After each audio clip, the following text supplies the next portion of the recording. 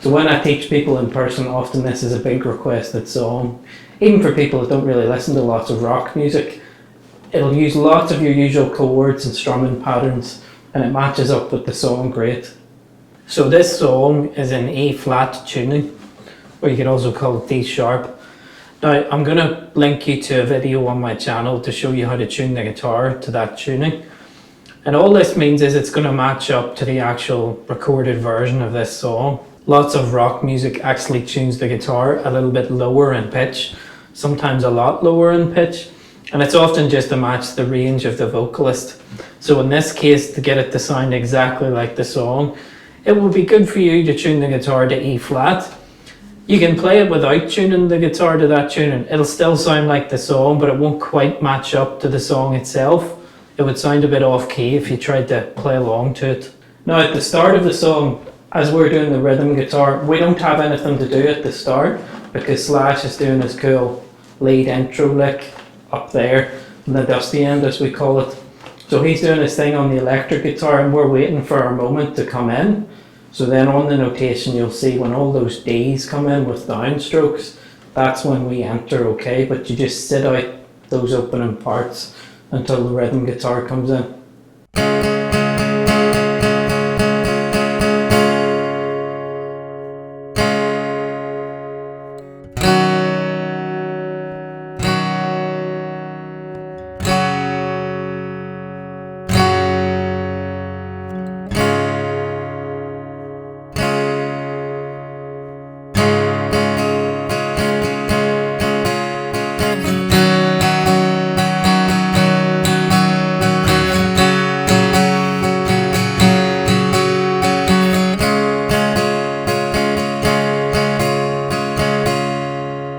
So at the very start of the song, we're going to just build up some intensity by doing all downstrokes. So it'll be half a bar of D and then a full bar of D, but you're doing everything with a down.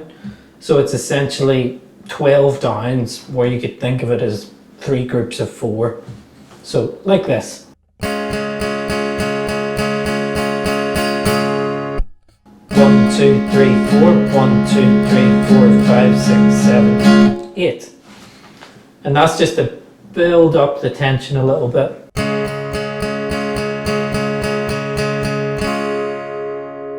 And then after that, we're just gonna play some chords and they last a bar. So you're just holding out here, okay? You're doing 1 downstroke and then holding that chord for the duration of a bar. So it goes like this. D, another one, C add 9, another one,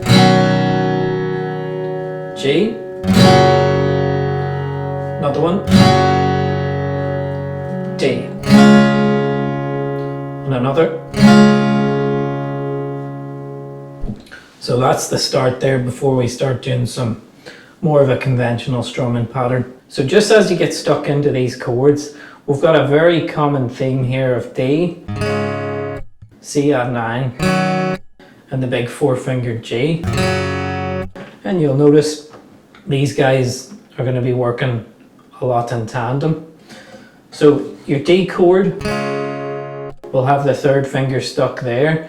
When you go to C add 9, leave it there. Don't take it off and replace it. Leave it there.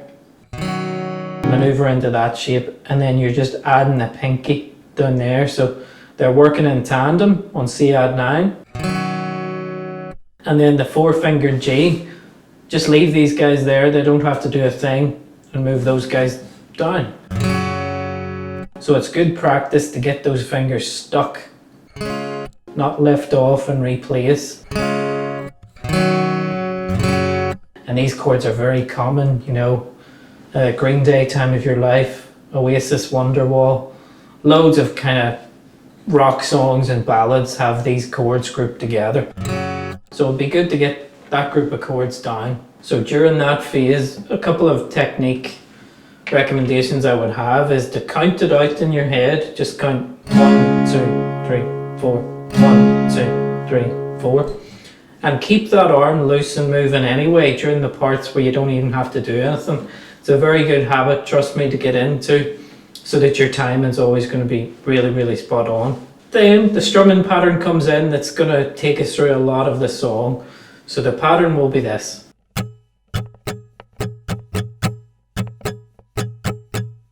That's down, down, up, up, down, up. And you can count that as 1, 2, and 4, and. And you'll notice it'll be all the same chords that we did previously, but we're going to put that strumming pattern on it. So that would sound like this.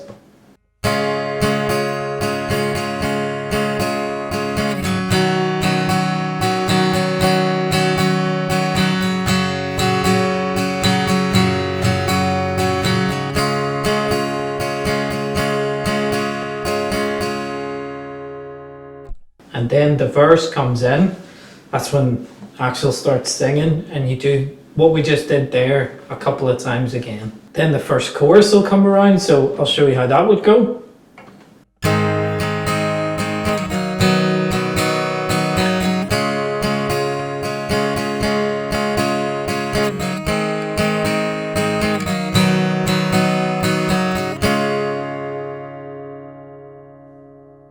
So you've got an A chord, a C chord, and a D chord there. Then another A C, and just like in the intro, we're just going to hang on a chord here. You'll play a D, but hold it for a duration of 2 bars, so 2 counts of 4 there. Now that takes up most of the song in terms of the chords and the strumming, which is nice, so you'll just be repeating those parts a lot. So we learnt the intro, the verse, and the chorus there. The other verses and choruses will be the same, you've just got to make sure you play them the correct amount of times. So before the middle section of the song, the bridge I've just called it, I'll go through the last chorus so you can hear how that sounds, because like the very start of the song, we've got a little bit where we have to do downs only, just to build up a bit of crescendo and tension again.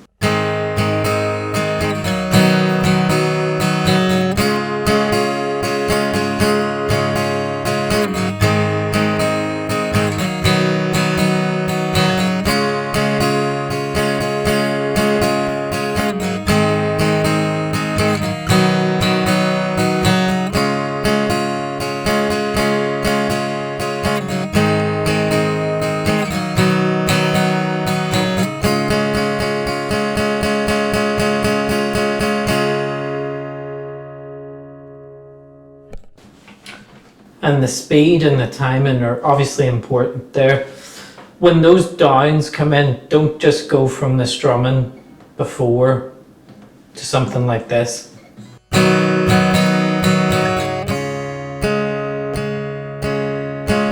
You know, that won't sound right, it's just going to sound off. So you've got to do it at this kind of speed.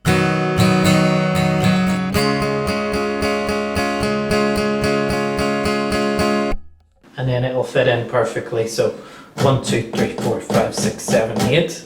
Just a couple of times there. So there's a bridge section in the song, and that's when there's kind of crazy guitar solo stuff going on over the top of what you're playing. We're playing the backbone here, and just remember, like, none of that other stuff can happen in songs unless there's a good rhythm with the bass, the drums, and the rhythm guitar. So this stuff is as important as all the flashy lead stuff. So we've got E minor, C, B7, and A minor. That sounds real good when you put the strumming on this bit.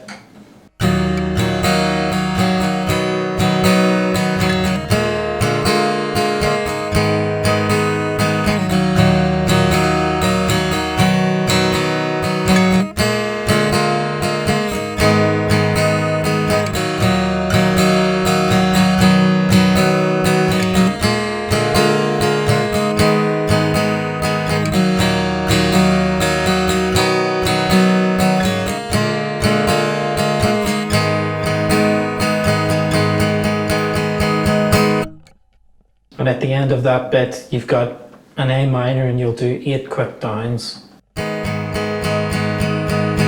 before you go on to the next bit of the bridge. Now the next bit might be the most challenging part for you. So I'll go through this slowly and then just give you a few tips.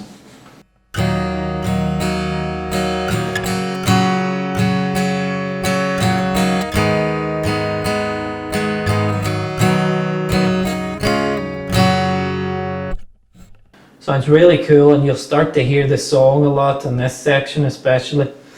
So mostly just that strumming pattern we've been doing. You've got E minor,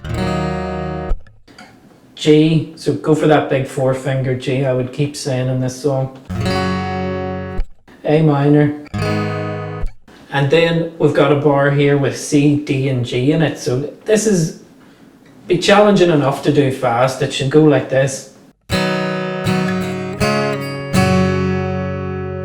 So what I would recommend is just work on that bit, make a little loop out of it, just small chunk it and try and get the muscle memory programmed in for that bit.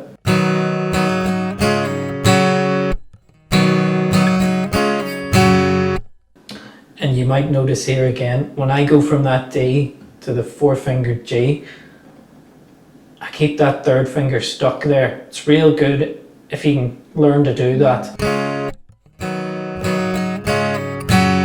as opposed to this,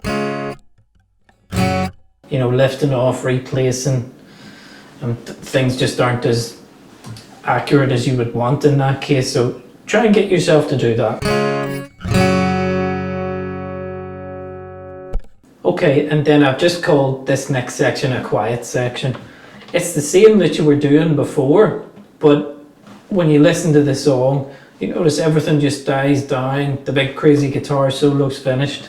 So play the same thing, but what you can do is just decrease the volume of your strumming. So I'll show you an example here of what I would do in that situation.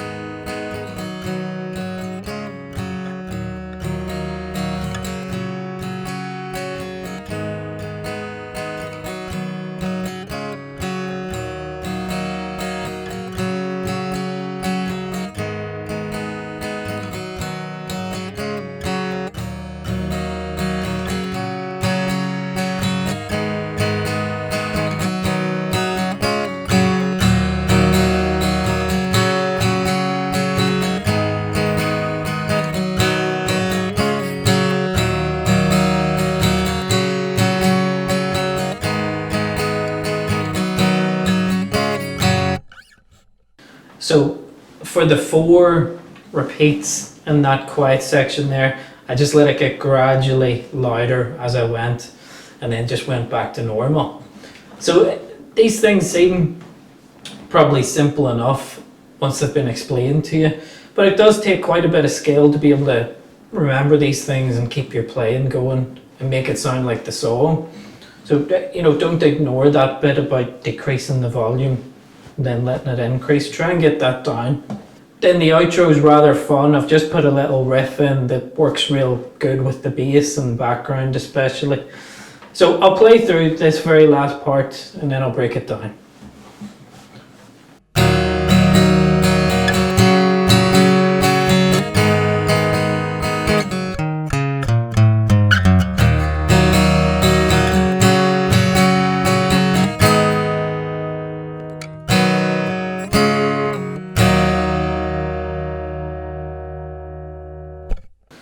So I'll let you take care of the strumming parts there. It's the same strumming pattern as before with similar chords that you've done in the previous parts.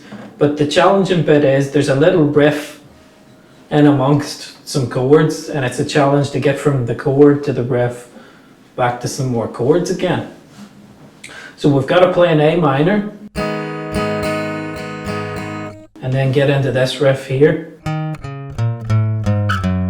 And then get back to an E minor. So there's a fair bit of shifting, and if you've never done stuff like this before, it's a bit of a challenge at first. So as you're finishing the A minor, I want you to try and think of this. That 3rd finger is going to be what you're going to lead with to get to where you need to go next. So as you're finishing here, look ahead to the 7th fret of the 5th string. That's where you're going to try and land with that 3rd finger. So try and look ahead as you're finishing off.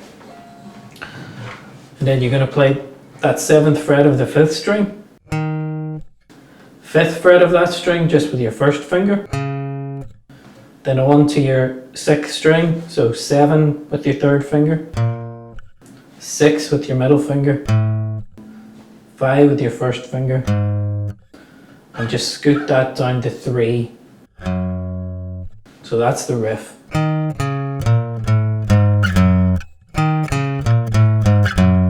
And what I want you to do here, use your ears, listen to the song for how that should sound. You know, you can really hear it in there. And I know that will be a challenge to get from there, but you know, don't put off practicing something like this, try it anyway.